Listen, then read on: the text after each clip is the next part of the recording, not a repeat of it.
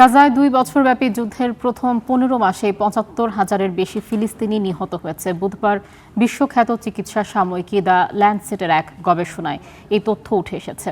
এটি গাজার কর্তৃপক্ষ ঘোষিত মৃত্যু সংখ্যার চেয়ে অন্তত ২৫,০০০ বেশি। এবার এই গবেষণা গাজায় ইসরায়েলি বর্বরতার বড় প্রমাণ হিসেবে সামনে আসলো। গবেষণায় বলা হয়েছে ২০২৩ সালের ৭ অক্টোবর থেকে ২০২৫ সালের ৫ জানুয়ারি পর্যন্ত প্রায় ৭৫,২০০ জনের মৃত্যু হয়েছে, যা গাজায় যুদ্ধপূর্ব জনসংখ্যার প্রায় ৩.৪%। ২,০০০ পরিবারের ওপর জরিপ চালিয়ে এই হিসেব নির্ধারণ করা হয়।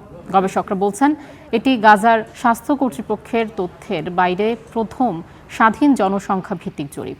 অন্যদিকে ২০২৬ সালের জানুয়ারিতে ইসরায়েলি বাহিনী জানায় অক্টোবর ২০২৩ থেকে প্রায় ৭০,০০০ ফিলিস্তিনি নিহত হয়েছে। এদিকে জাতিসংঘ মহাসচিবের মুখপাত্র স্টিফেন দুজারিক পশ্চিম তীরে নিহত ১৯ বছর বয়সী আবু সিয়ামের হত্যার নিন্দা জানিয়েছেন এবং ইসরায়েলের প্রতি কার্যকর পদক্ষেপ নেয়ার কথা বলেছেন।